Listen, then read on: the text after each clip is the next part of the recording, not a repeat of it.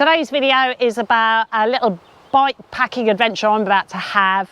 I don't know about you, but every now and again I just need to go and do something a bit different.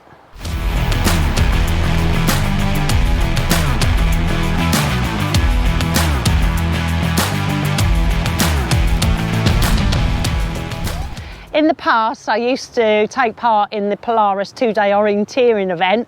For anybody who doesn't know, that used to be 7 hours of riding on Saturday and 5 on Sunday, and you carried everything in a rucksack, including your water. So now things have improved. Hey, and I've got a saddlebag, I've got a handlebar bag to use, so that's going to be fantastic. I'm actually at the moment having a go using this Alpkit stuff. I quite like the philosophy, not super expensive, but seems reasonable quality. I'm going to go through each bag at a time. Remember, this is for a one-night trip in the summer, so I'm certainly not carrying anything I don't need. I'm going for a minimalist approach with a cafe stop at midday. I quite like a small top tube bag. I can put my phone in here and things like my money, check card and all the stuff I need to kind of keep tabs on. And there's actually enough room to put it into waterproof bags if needed. That sits on top of the tent poles because I've got a small frame and the tent poles won't fit inside my frame bag because the top tube's just too short at 50 centimetres. This is something I really quite like using actually. It's a Lezyne bag, and for me, I put bits of food in there and stuff like that, or other times I have a camera in. It's a bit like my own personal nose bag, that. Perfect for food, easy to access as you're going along.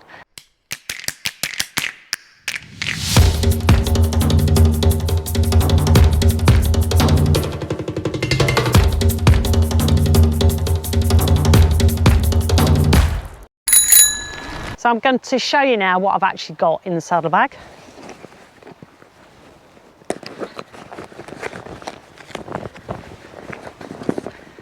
Spare clothing, I've put in some lycra bottoms and a spare t-shirt. I've got a buff in there as well in case it's really cold. Buff a lot smaller than hat, so that's ideal.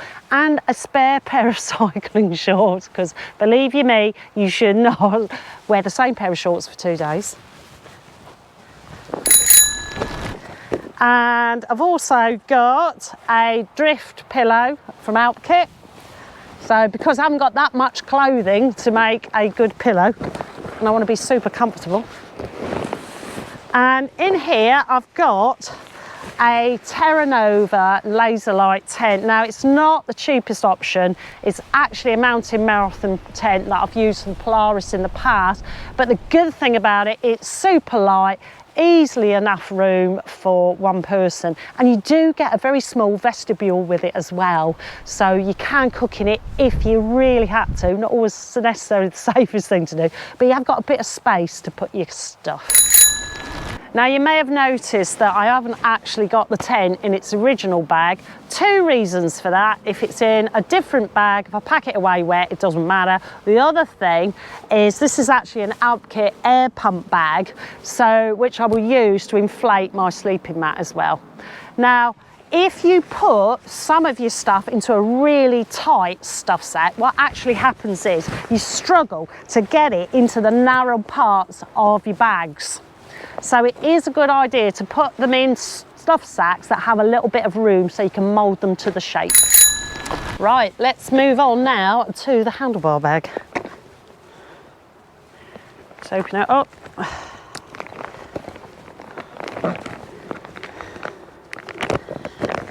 Right. In here I have got, oh, it's a good tight fit, that's good because I don't rock about. I've got a Cloudbase Sleeping Mat. This here is my Cloudbase airbed. I have an air pump bag to go with it, and I'll use this actually to put my tent in it. Use one of these pump bags rather than put moisture into the airbed. So I'll attach that down here, and then I scoop up some air like that. Squeeze that round, hold that tight, and squeeze air into the bed.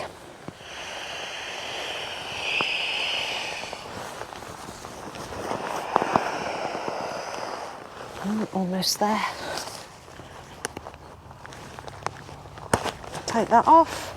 Put the top in. It's got a valve actually to keep the air in.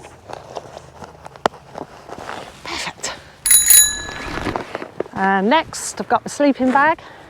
Now, I've actually had this sleeping bag for quite a few years. It's actually an old Rab bag, a down bag. It stayed beautiful. Really super light, that's why I had it. When I actually bought it, I was told it was guaranteed tepid, but I have to say, if you've got spare clothes, and it is summer and the weather's not too bad, why wouldn't you do it? I mean, personally, I'd rather go for something that's lightweight than carry loads of stuff. Right, I'll put that away in a minute. Next, I've got my cycling waterproof folded up. I haven't gone for a super lightweight one. I've kind of gone for a medium weight one because, hey, I mean, if it's raining, it will be the end if I'm soaking wet. So put that down there. What else have I got? Oh, a few other bits and bobs. Lightweight bowl. That's quite nice. Put that down there. See, that folds up nice. And that's actually a Sea to Summit one. Nice and light. Oh, got quite a nice little, see how that cup thing I can pour up there. There you go, not quite Wedgwood, but folds up small, perfect. And there's little personal things in here, like a little wash kit, a little hairbrush, which actually folds up. I know some people won't need one of those, but that's ideal. I've also got a few other bits. Chopped down toothbrush and a tiny travel towel, only tiny because I've chopped one down. But hey, I'm only out for one night and I want anything to be really super easy. And some toothpaste tablets as well. So I could take less of those really if I just thought about how long I was going to be out for. I've also included a wilderness wash as well. In reality, that could have been decanted into a smaller container. It's environmentally friendly, so all good. And most important in this country, I've got just a cheap, lightweight down duvet. It's actually one from Decathlon. It's got a hood on it as well, which is great. I've already got a buff to keep my head warm, but I mean a hood absolutely does the job as well, so that's absolutely perfect. I'm thinking that's the sort of thing you might end up wearing in the evening, or if you're cold, in the tent. Stick that down on the pile, and here's the stove. It's actually, just let me take that, it comes with a little windshield around the outside. It uses bioethanol, or you could use Meths. I've gone for this because I don't want it to be carrying gas containers. Also, I don't know how good, well, I don't really think that's very good for the environment as well, just creating sort of rubbish like that. So I've actually got a very small bottle of bioethanol, lighter, and this is the bit that goes on the bottom. So anyone who's used a Trangia in the past will be quite familiar with how these work. So there's the actual burner, and it has a little fitting that goes on the top. And this pot you can eat or drink from. This here is like really like my odds and sods bag really. So on one side I've got a titanium spork. How posh am I? Other side, tent pegs, pump, that don't know what else to do with. And I've splashed out on some dehydrated food in which you can just add water to, because I'm not, it's only one night I'm going for, so, you know, hey, I can splash out on a few things. Perfect. And also I've included a torch that will go on the handlebars with one of these rubber attachments here. Battery charger for my Garmin or for my phone if I need to do so. I had nowhere else to put this spare tube, but I mean, this is my bits and bobs bag after all. And that's that. Usually I have a toolkit on behind my saddle, but obviously I can't do that because I've got a big saddlebag with other stuff in. So I actually use one of these small containers from Alpkit. It's a Zonda container here. And it's got all my toolkit in. Can't get my tube in as well as all the other tools, but hey, I can put that always in my frame bag. So this little toolkit container actually goes there. And what I've actually got now is a side pull bottle cage, because the frame bag comes down to here and I don't really want to be forcing this bottle cage to bend, because that's not good for the frame. I've also had to use only a 500 millilitre bottle as well. Normally I'd have a 750. Obviously that goes in there. If I'm travelling to somewhere I can't guarantee that I can get fresh water, I do actually carry a water filter system.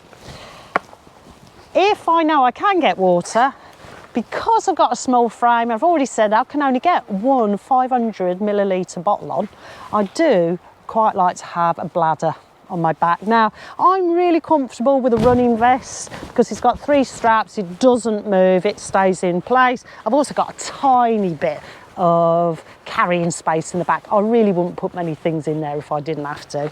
So in the past I would have used a camelback, but I do find the running vest much better because it's designed to sit still. Last couple of things, really important. Small bike lock. I've got one here as a combination lock. I'm hoping that might slow them down. I'm still a big map fan. I'd never ever like to be totally dependent on the GPS. That's just the kind of girl I am. And if there is a possibility it could be cold, and remember I have got my guaranteed tepid sleeping bag, even though I really like it. Silk liner, packs up really small. Might just mean you get a really good night's sleep. Tea's on. Could have done with some chocolate biscuits. Got any? Send them this way. So here I am in my little palace for the night. It's absolutely wonderful. You know, in the last few years, I've realised just how important and how wonderful doing simple stuff like this really is. So I can't really encourage you enough to have a go. It's absolutely wonderful. Simple pleasures every time.